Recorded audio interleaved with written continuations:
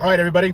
Just wanted to chime in really quick, doing a really quick video to talk about the tweet that I tweeted earlier. The satire tweet about about supposed colorblind conservatives and black on black crime statistics, especially in Chicago and all that stuff.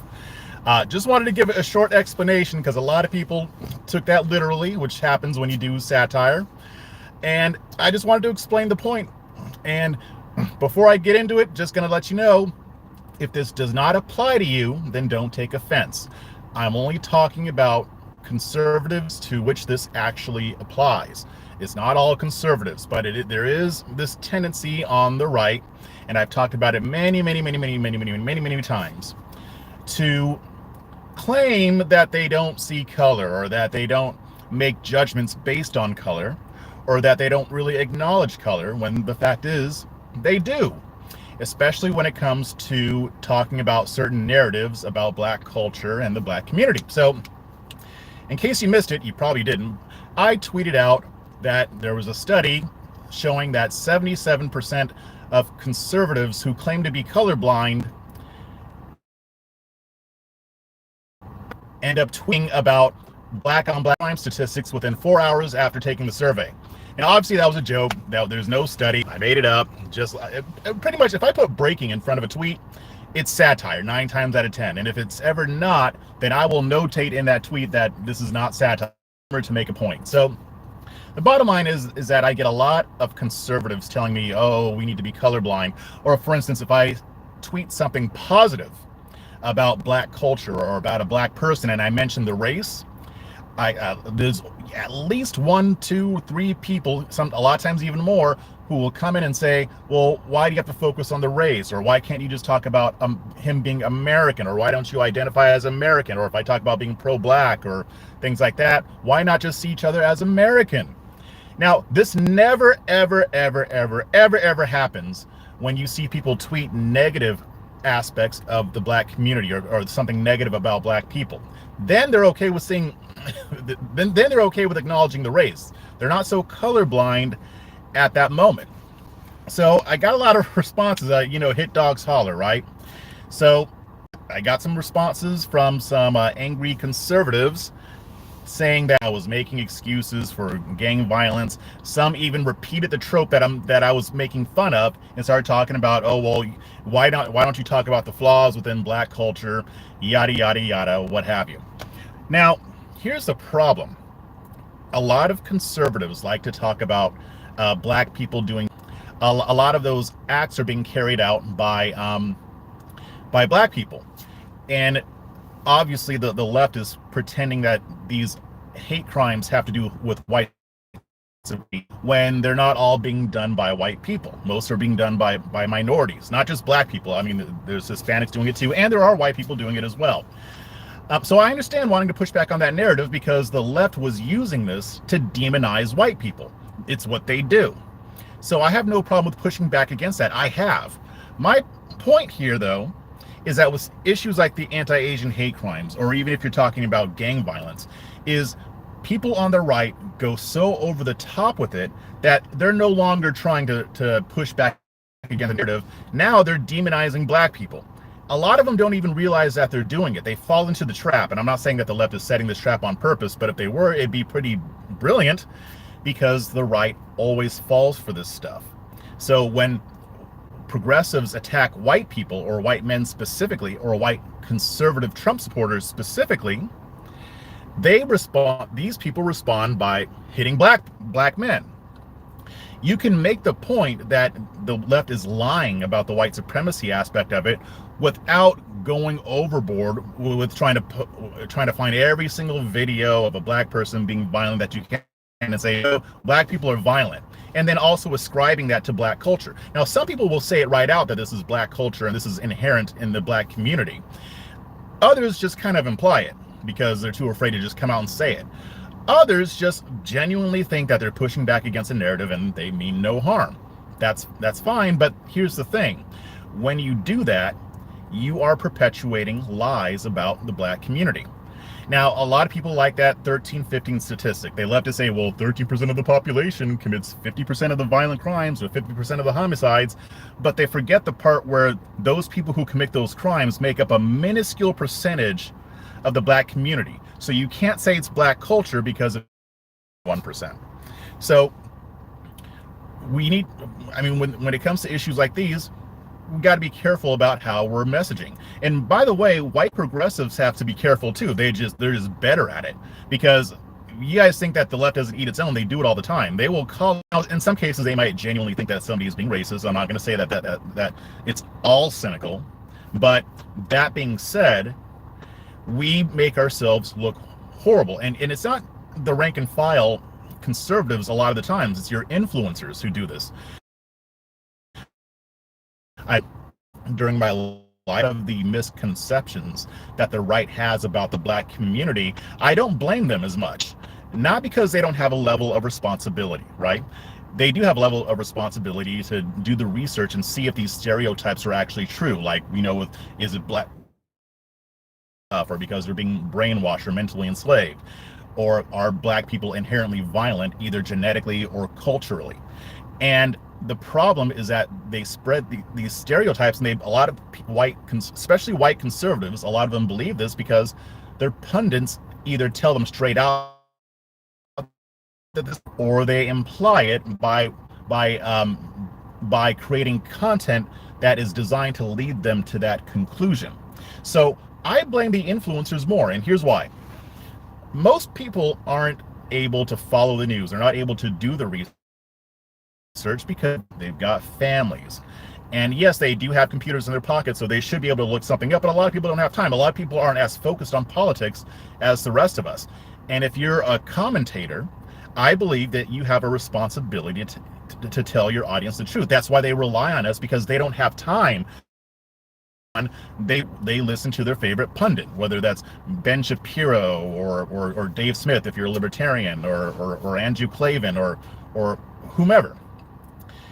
When commentators don't bother to do the research before saying something about the black community, it's one of the reasons why we look racist. Now, it would be easy to believe that if a commentator says something racist, that they don't represent anybody on the right, but the fact is, like I said, they do represent you. So when they're saying things that are borderline racist or right out racist, that reflects on you, whether that's fair or not. And we do that to the left too. We judge them by the worst of their movement. So that's why I always say I blame the influencers, because I think a lot of them aren't doing it on purpose, but they're not bothering to actually dig deeper into these issues. They just toe the line and believe whatever the accepted messaging is on the right. We've been doing it for decades.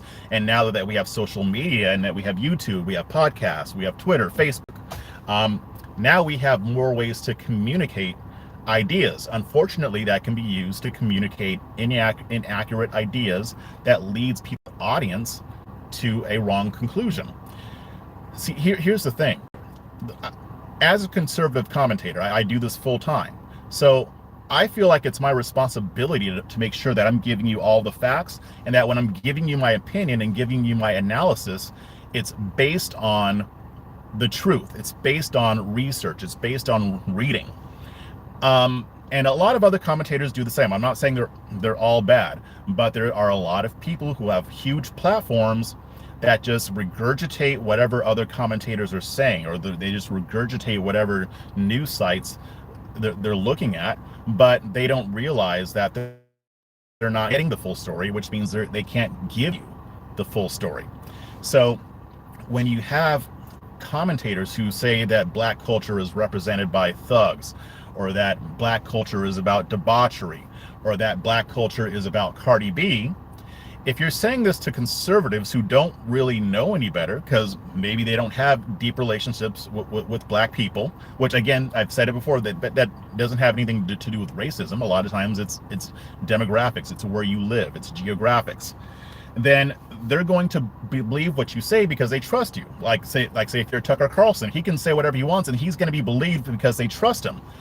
But that doesn't mean that Tucker Carlson is always using his platform responsibly. I think when it comes to race issues, he's very irresponsible because he knows better.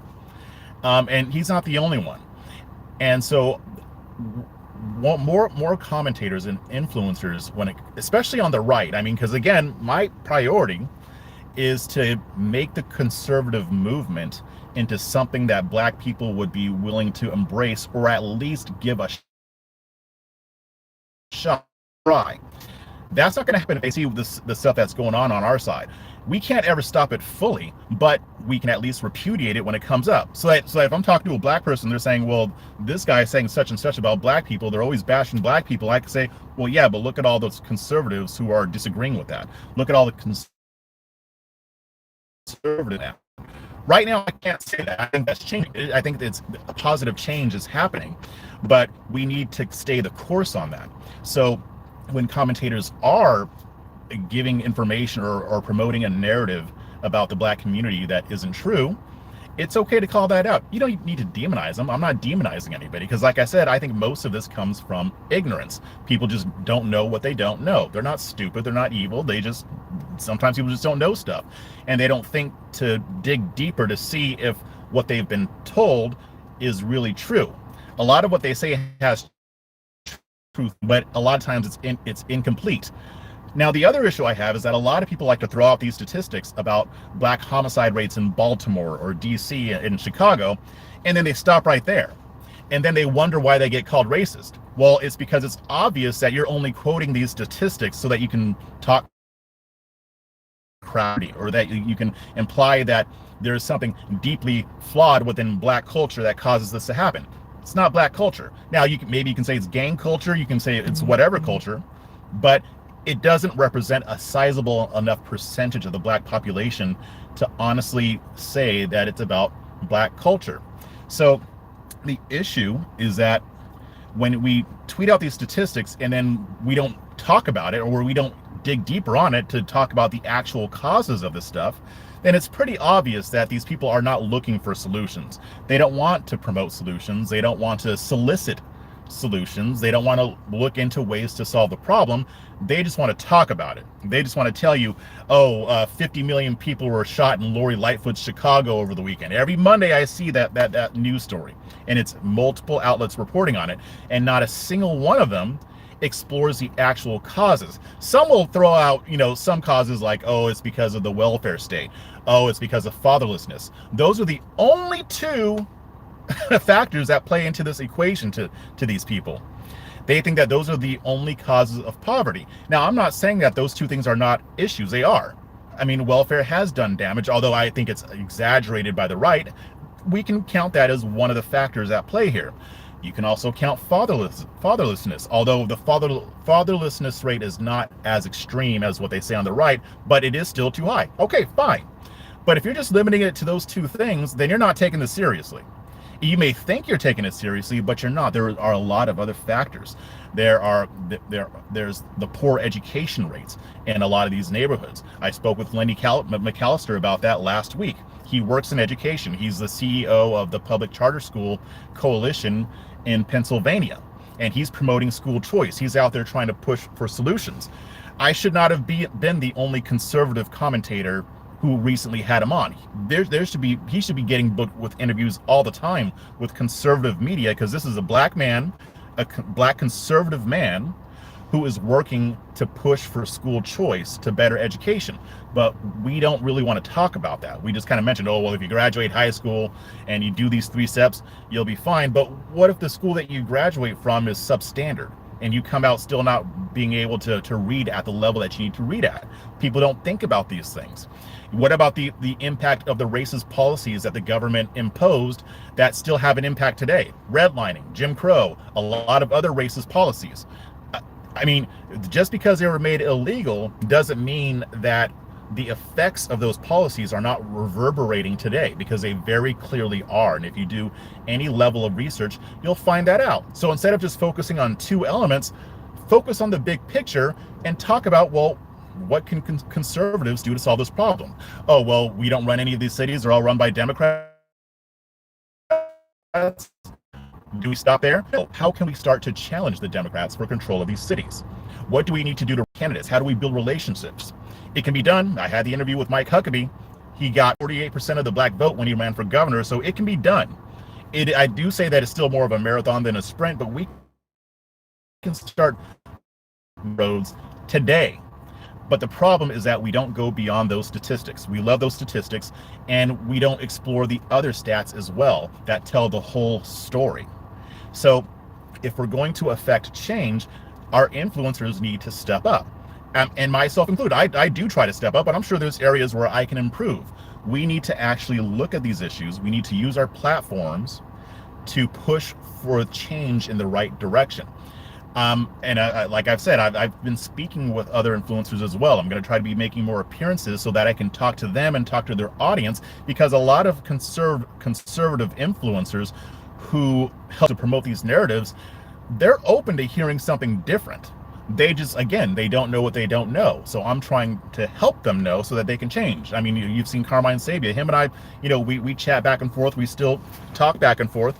And he changed his mind on some issues based on some of our conversations and some of the research that he's done as well.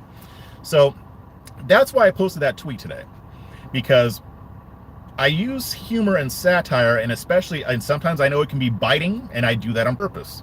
I do that on purpose to elicit a response so that we can open up more of these conversations. I know a lot of the people that responded to it are never going to see things in a different way. They're used to this way of thinking. And this way of thinking and this way of messaging has been entrenched on the right for decades. So it's going to be hard to move people out of that. But the bottom line is that if we keep pushing forward, if we keep pushing education about the Black community, then we can form a messaging strategy that actually works. The way we've been doing it for 6 years has not worked. It's been a proven failure. We need some fresh new ideas. We need a fresh perspective. Shameless plug. So I wanted to just talk about that, and I'm going to be posting more tweets like that. I'm not just going to go after the left. I go after the right too. You guys know that about me.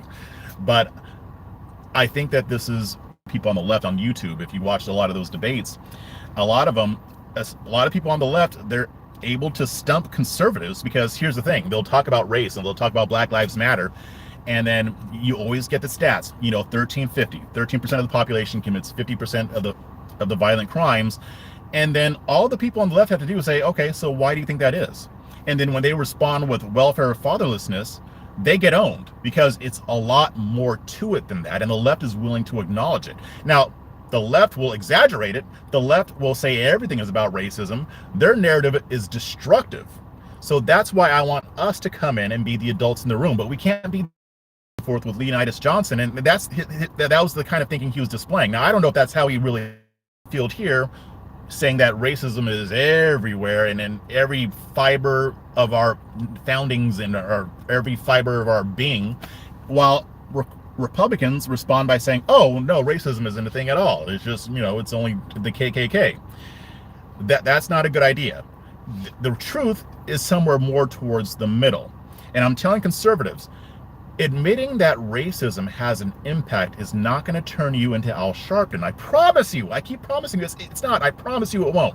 If you acknowledge that there are legacies of racist policies that still impact Black people today, you're not going to turn into AOC. You're going to still be a conservative, and you're going to look for conservative ways to reverse the impact of the policies that came before us. JLP, there's no such thing as racism, and it never existed. Yeah, JLP is a more extreme version, but I mean, a lot of Black conservative ink, they may not go that far, but they get close to it. And I fully agree that the Black community needs to build and do what we need to do, even though we haven't solved the racism problem yet. Because the bottom line is, we'll never get rid of racism completely, but we can diminish it. We can diminish its impact. We can ensure that there are fewer racists through education and through persuasion. So that's really what I wanted to touch on. I think this is a very important issue. And like I'm coming around, what I'm saying does not apply to all conservatives. And like I say, a lot of conservatives, rank and file, don't even know that they're doing it. But sometimes when we're able to have these conversations, I've had a lot of them say, you know what, that I used to think that way, but you made me think about it a different way. I'm not the only one doing this. There are a lot of other Black conservatives who are helping to reverse the miseducation that's happened on the right. So that's all I wanted to say. I'll look at through some of these chats real quick, and then I got to get going. Um, all right, let's see what we got here. GLP. The left narratives are the ones keeping you poor. Yeah, you're right. But you know what helps that narrative? The fact that we don't engage in these conversations on the right. We avoid them. It's almost like we're allergic to talking about racial issues, because I think the fear is actually agreed with their overall narrative that everything is racist. We're not trying to do that. That's not what I'm preaching here. That's not what any of us are preaching here. Let's see. How come no one talks about corporate welfare? That's a good question, but just look, we are going to be talking about that, especially on the right, because a lot of corporations are turning against the right. So that is going to be a conversation. It's already starting. So I think this is going to be another conversation that we're going to be having. Let's see. It's mostly welfare, though. For honest, that got the ball rolling. Now, this stuff started before welfare. And remember, when they introduced welfare, a lot back in the, actually, as a matter of fact, white people were able to take care of welfare before black people. We were able to take advantage of welfare before black people were. So it wasn't just affecting black communities. But I do agree that it has an impact. Let's see. I think conservatives should pair the poverty of inner city with rural white poverty. Same issues. It said that's an idea. That I don't think that's a bad idea. That's something we should be talking about. Let's see what else we got.